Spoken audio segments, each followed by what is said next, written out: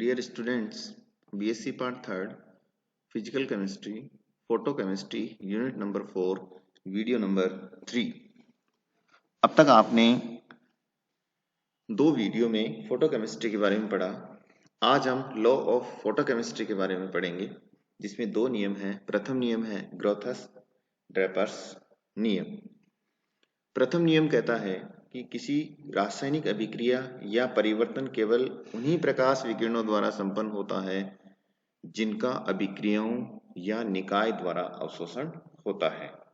Simple सी बात है कि यदि कोई भी रासायनिक अभिक्रिया हो रही है और उसके ऊपर हम विकिरण डालते हैं तो फोटोकेमिकल जो रिएक्शन है वो उन्हीं विकिरणों के द्वारा संपन्न होती हैं जिन विकिरणों का अवशोषण होता है।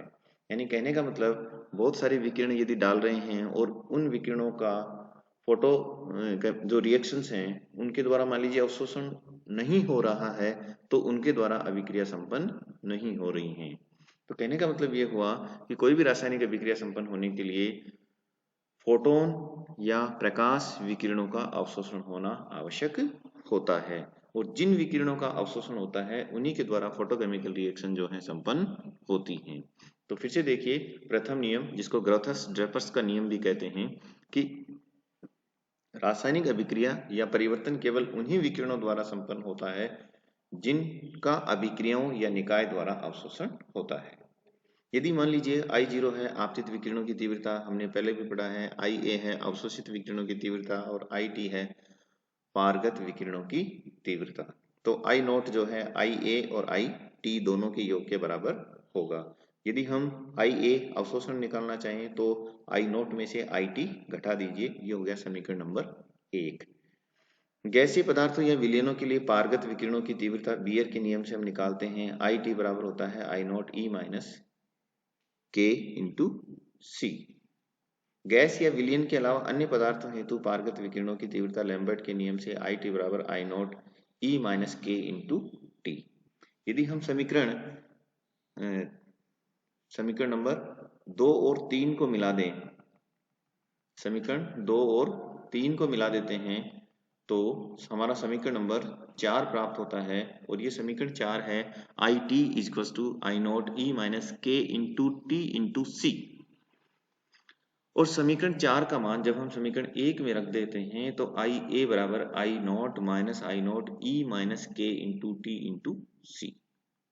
दोनों में से I कॉमन ले लेते हैं तो IA अवशोषण जो विकिरण कितनी हुई है, किसी भी पदार्थ के द्वारा अवशोषित विकिरण कितनी हुई है, वो IA बराबर हो जाएगा I0 ब्रैकेट शुरू 1 minus E minus K into T into C और ब्रैकेट बंद। ये है इक्वेशन नंबर 5। अतः उक्त समीकरण 5 से अवशोषित विकिरणों की तीव्रता या अवशोषित विकिरणों के परिमाप को ज्ञात किया जा सकता है।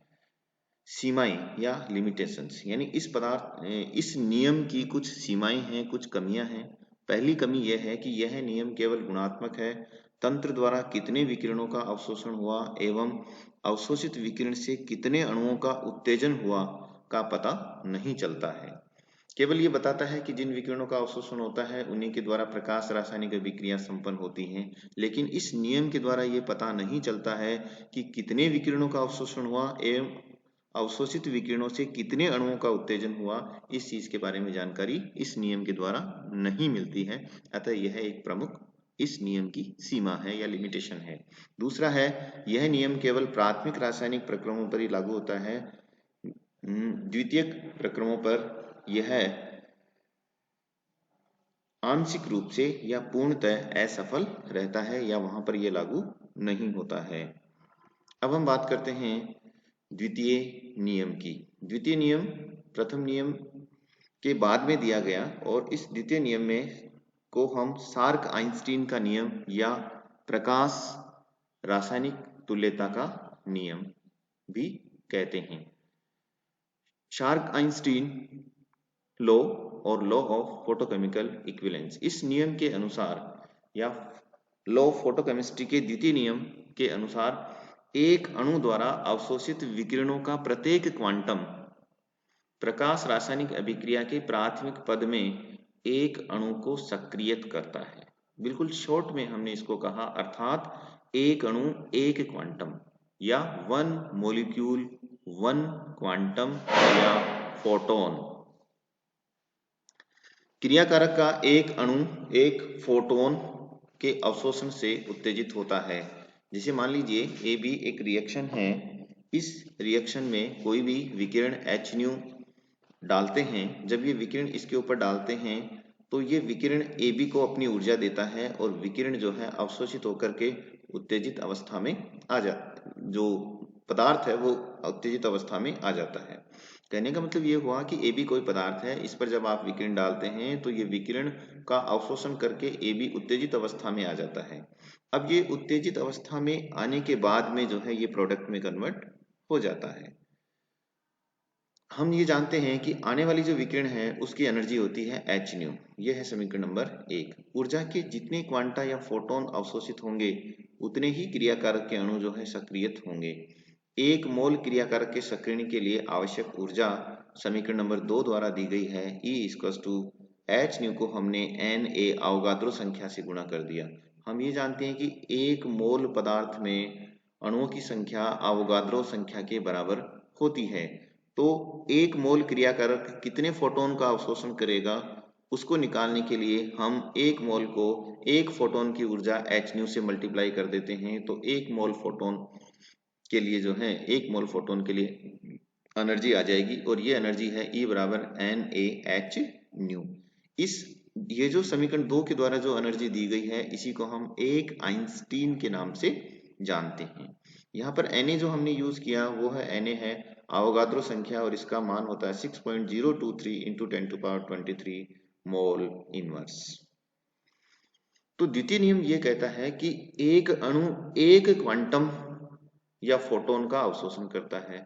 यदि हम अणुओं की संख्या एक मोल लेते हैं तो एक मोल अणुओं के द्वारा अवशोषित जो फोटोन की संख्या होगी उसे ही हम एक आइंस्टीन के नाम से जानते हैं। और एक आइंस्टीन जो है अवोगाद्रो संख्या को एच न्यू से मल्टीप्लाई करने पर प्राप्त होता है।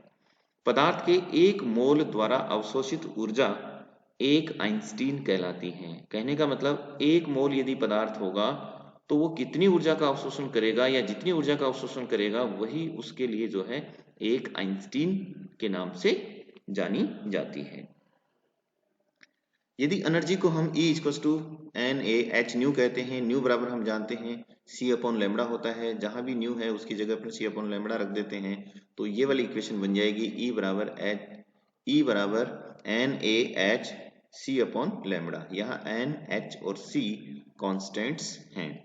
यदि E को हम H को और Na को कांस्टेंट मान लेते हैं, C भी कांस्टेंट है, तो ऊपर वाली तीनों चीजें कांस्टेंट हैं तो एनर्जी प्रोपोर्शनल 1 अपॉन लैम्बडा, यानी ऊर्जा एनर्जी जो है लैम्बडा के व्युत्क्रमानुपाती होती है। हम ये भी जानते हैं कि किसी भी दृश्य प्रकाश में 7 रंग होते हैं और इनको हम बिल्कुल शॉर्ट में रिप्रेजेंट करते हैं। विबज्योर R रेड के लिए है। यहाँ पर जैसे जैसे V से हम R की ओर बढ़ते हैं तो लैम्बडा बढ़ती जाती है और एनर्जी कम होती जाती है।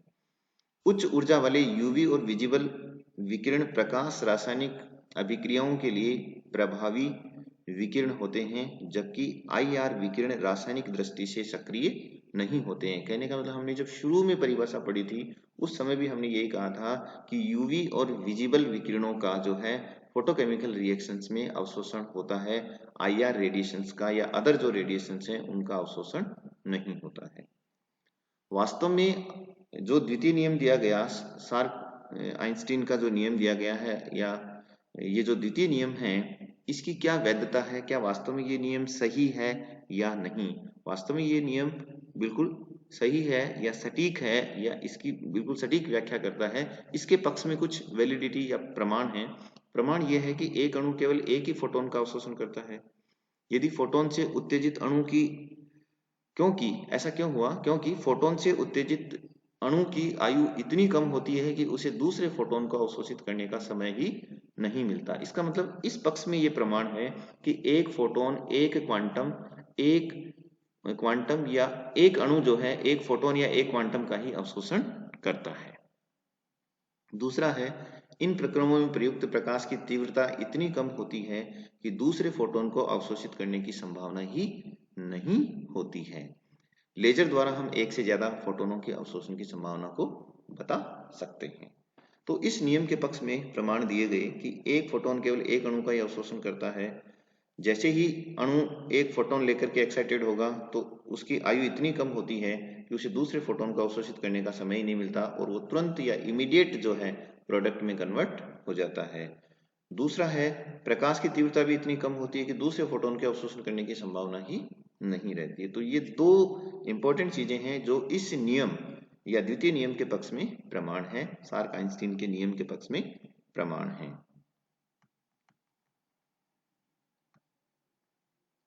आगे देखते हैं, इसमें